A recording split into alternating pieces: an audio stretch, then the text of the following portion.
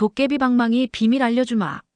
3번만 두드리면 황금이 쏟아진다는 도깨비 방망이. 하지만 그 방망이엔 아무도 몰랐던 끔찍한 비밀이 숨겨져 있었습니다.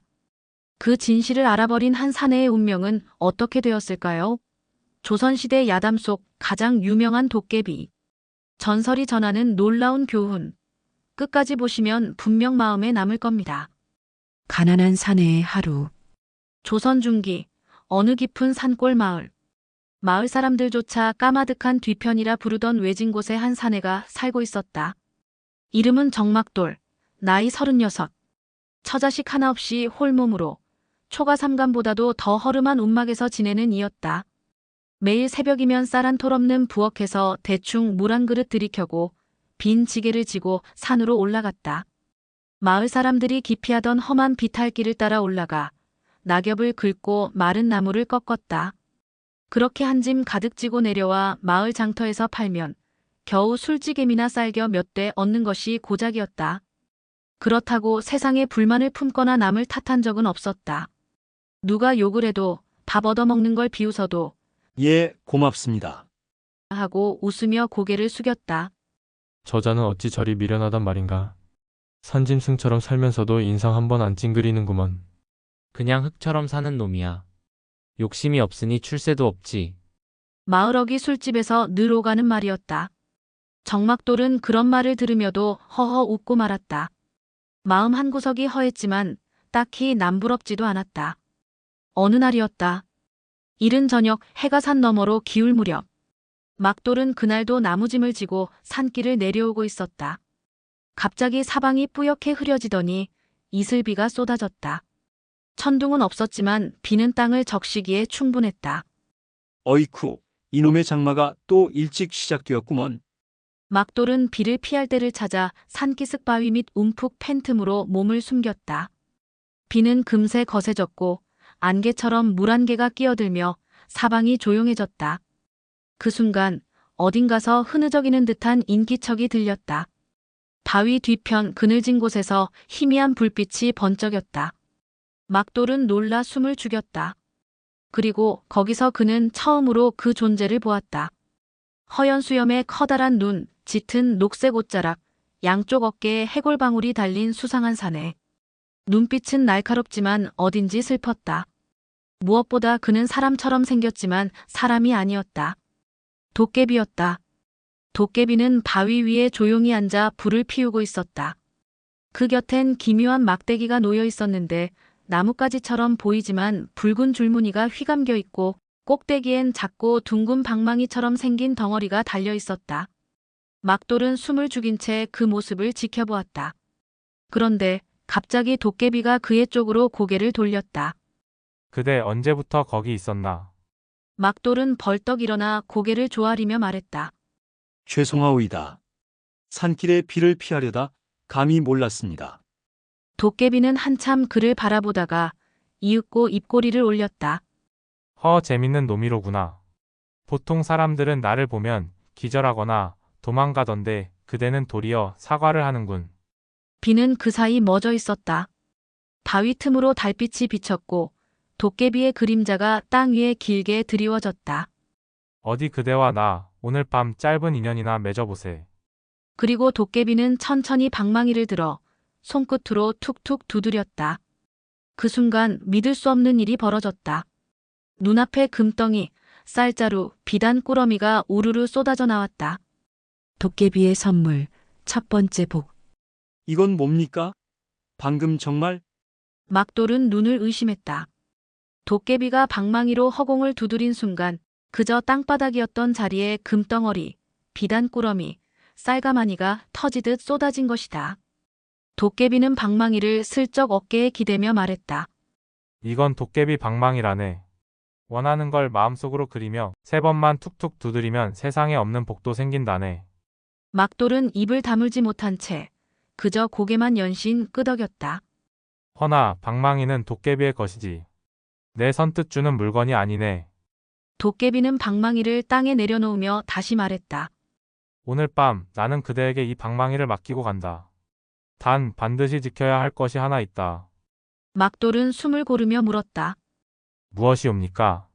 이 방망이는 단 3번만 쓸 수 있다. 그 이상을 탐하면 그때는 복이 아니라 벌이 떨어질 것이야. 도깨비는 막돌의 눈을 똑바로 바라보았다.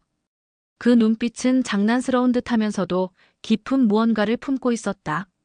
그리고 복은 항상 그릇을 보고 담긴다네.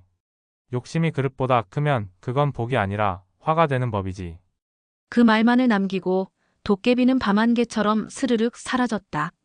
남은 건 그 묘한 방망이 하나. 막돌은 한참을 그 자리에 앉아 방망이와 쌀가마니를 번갈아 바라보았다. 정말 그 방망이를 가져도 되는 걸까? 하지만 지금껏 자신이 베푼 선의에 대한 하늘의 보답이라 여긴다면 이 또한 허투루 여길 일이 아니었다. 이튿날 막돌은 방망이를 움막 구석에 조심스레 모셔두고 쌀 한 되로 죽을 끓였다. 나무로 만든 바리대에 담아 마을 어귀에 병든 노파에게 건넸고 또 쌀 한 되로는 동네 아이들에게 주먹밥을 만들어 나눠줬다. 허허, 이놈이 웬일이래? 밥을 나눠준다니. 제정신이냐? 산에 도깨비라도 잡아먹었나 봐. 사람들은 조롱했지만 막돌은 그저 웃으며 말했다. 받는 것보다 주는 게 배부르단 걸 이제야 알겠소. 밤이 되자 그는 움막 안에서 방망이를 조심스레 꺼냈다. 마음속으로 빌었다. 비록 많지는 않지만 더 많은 사람을 도울 수 있는 만큼의 복이었으면 좋겠습니다. 그리고 조심스럽게 툭툭툭. 이번에는 한 짐 가득한 쌀자루와 1000냥짜리 은전 꾸러미가 방 안가득 쏟아졌다. 순식간에 움막은 작은 창고처럼 변했다. 막돌은 무릎을 꿇고 두 손을 모았다. 감사합니다. 정말 감사합니다. 그날 밤 그는 음식을 차려 등불 하나 밝히고 방망이를 천에 싸서 고이 모셨다.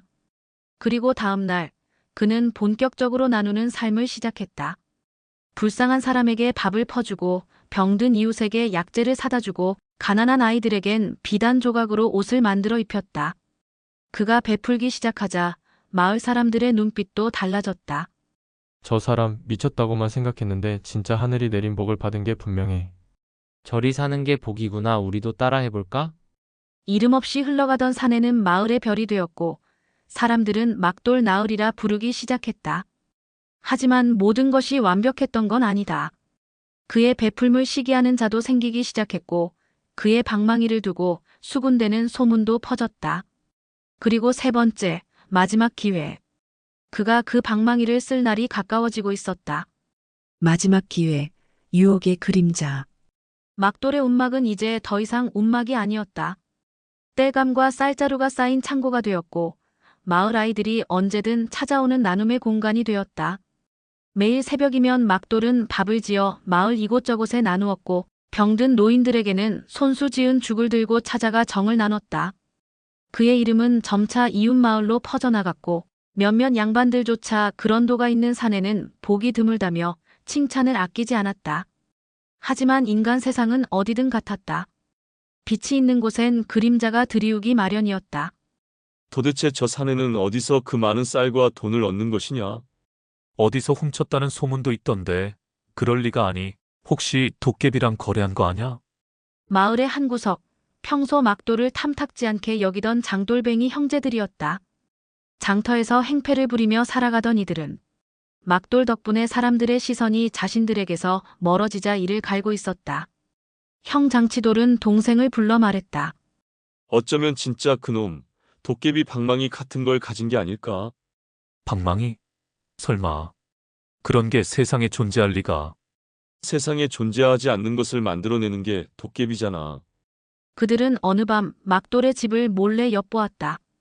구들장 아래 숨겨진 방망이를 찾아내려 했지만 기묘하게도 방 안에는 그만잎 보이지 않았다. 대신 깨끗이 정리된 쌀과 장작만이 쌓여 있었다.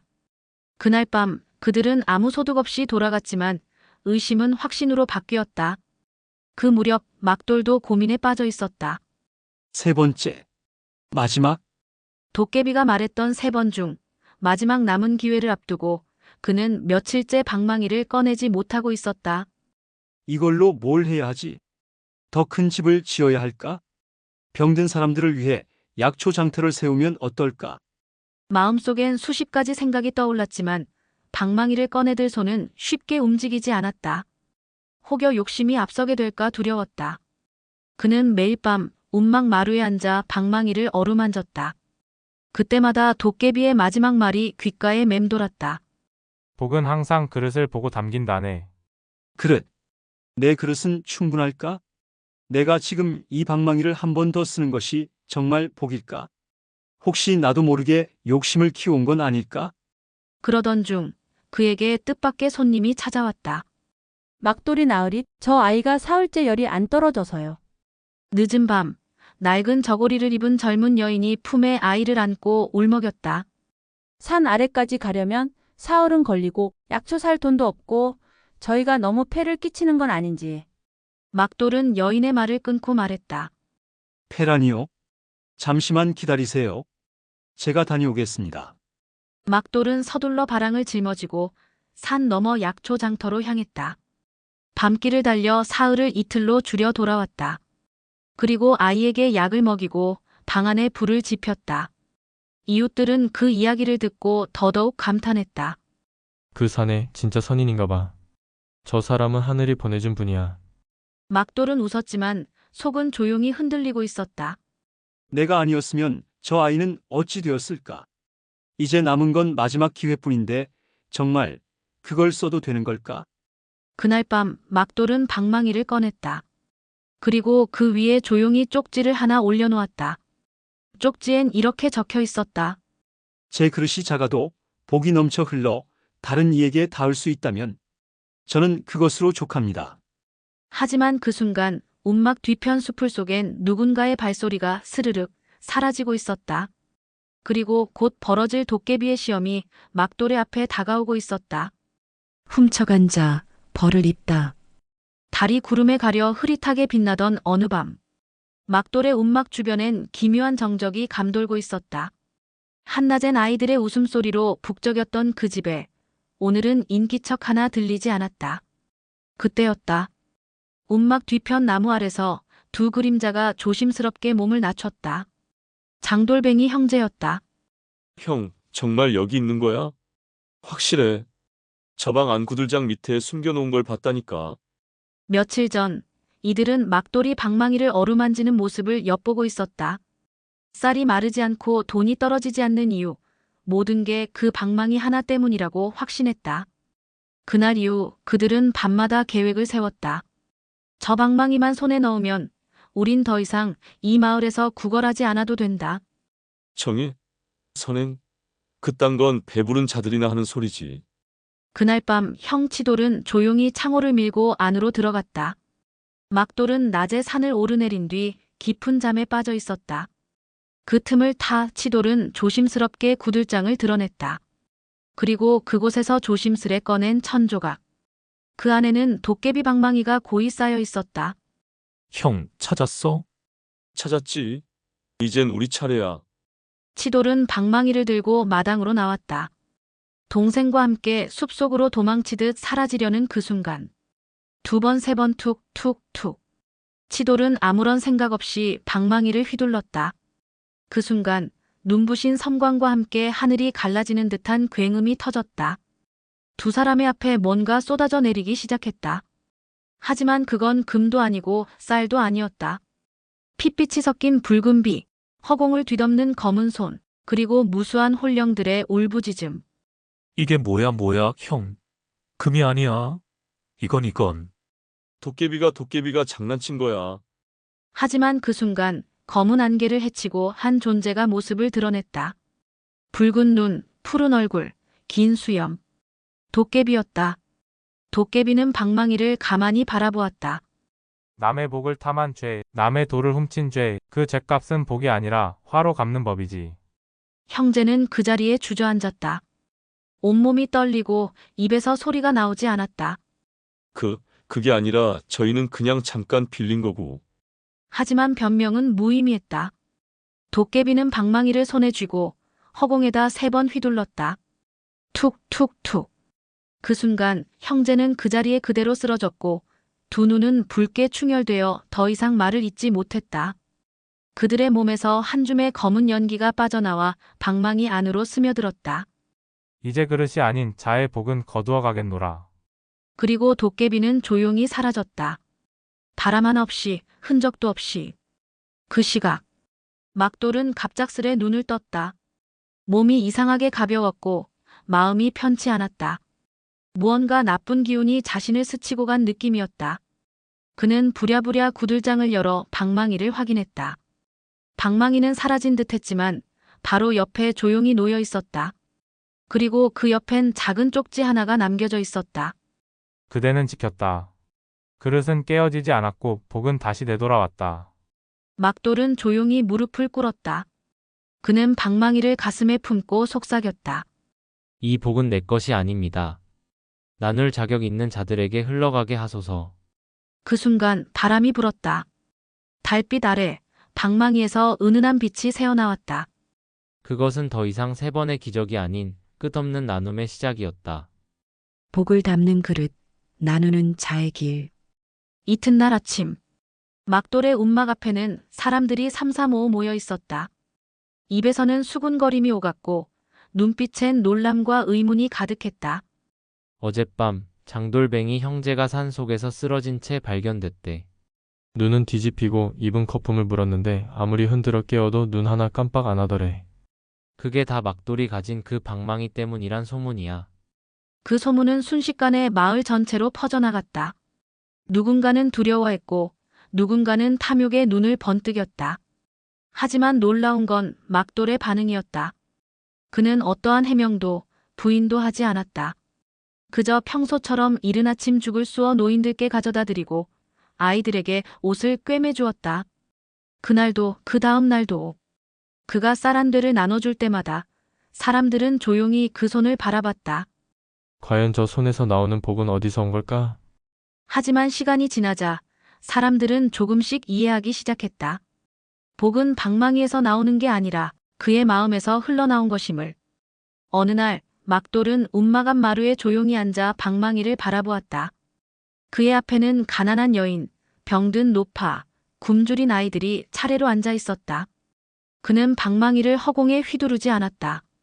대신 자신의 손으로 밥을 푸고 약초를 나눠주었다. 그 광경을 본 노파가 물었다.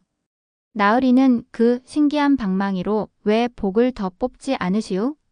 막돌은 잠시 침묵하다 조용히 대답했다. 그 방망이는 이제 제 손을 떠났습니다. 복은 제 그릇을 다 채운 듯하니 이제는 다른 이의 그릇을 채워야 할 때지요. 그 말은 곧 마을 사람들의 마음을 울렸다. 그 후부터는 이상한 변화가 일어났다. 사람들이 서로 밥을 나누고 벽을 고쳐주고 웃으며 안부를 물었다. 마을은 더 이상 굶주림과 비난으로 가득한 곳이 아니었다. 오히려 서로가 서로의 복이 되어가는 조용한 기적의 땅으로 변하고 있었다. 그리고 어느 날 밤, 막돌은 다시 산길을 올랐다.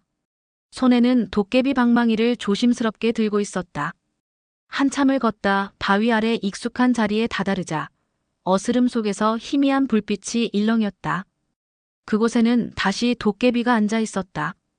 예전처럼 긴 수염, 붉은 눈동자. 하지만 오늘은 왠지 모르게 편안한 기색이 돌았다. 막돌은 방망이를 두 손으로 내밀었다. 제 그릇은 이만하면 좋카오니 이제는 이 복을 다른 곳으로 흘려보내 주시옵소서. 도깨비는 한참 말이 없었다. 그러다 방망이를 받아들고 눈을 가늘게 뜨며 말했다. 이 방망이를 가진 자는 많았지. 하지만 방망이를 내려놓은 자는 너 하나였구나. 그는 방망이를 품에 넣으며 웃었다. 그대의 마음은 이미 복이 되었네. 진짜 도깨비는 방망이를 휘두르는 자가 아니라 복을 나누는 자일세. 막돌은 조용히 고개를 숙였다. 그리고 그날 밤 그는 방망이 없는 삶으로 다시 돌아왔다. 하지만 그 삶은 전보다 훨씬 더 풍요로웠다.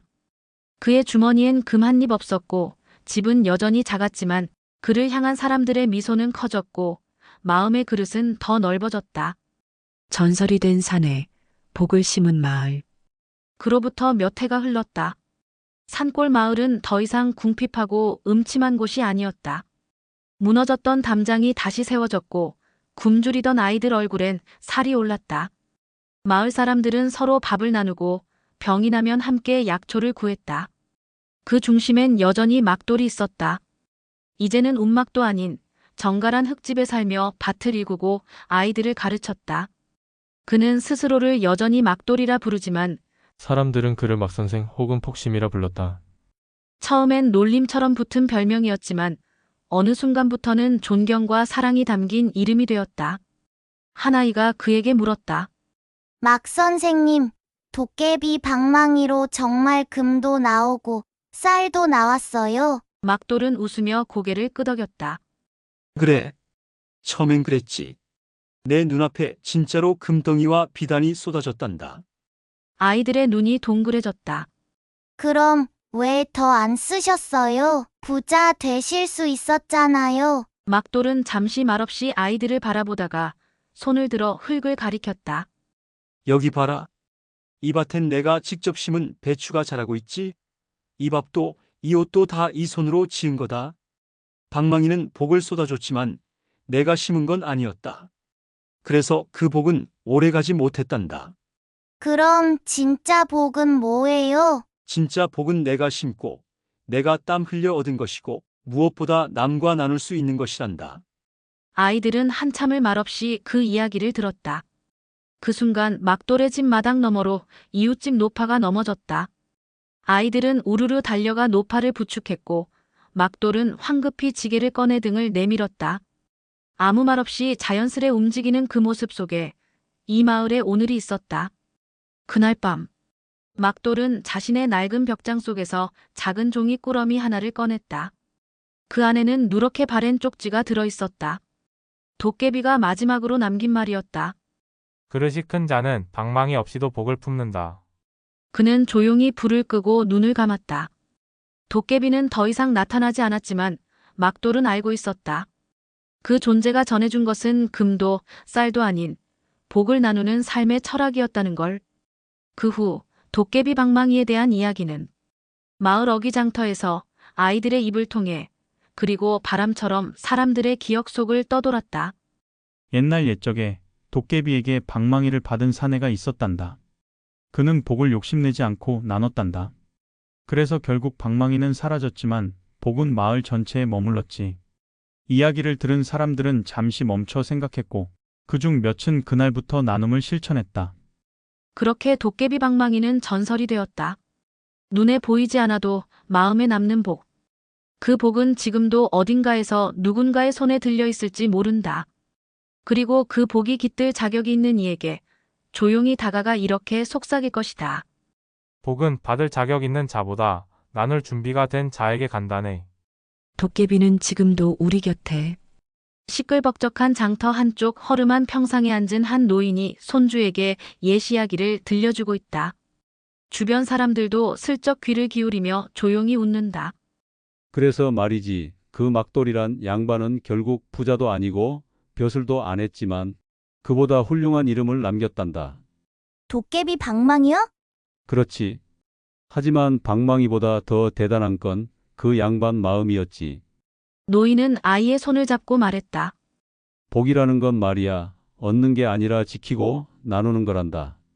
그걸 아는 사람에게 진짜 도깨비가 복을 맡기는 거야. 아이의 눈이 동그래졌다. 도깨비는 지금도 있어요?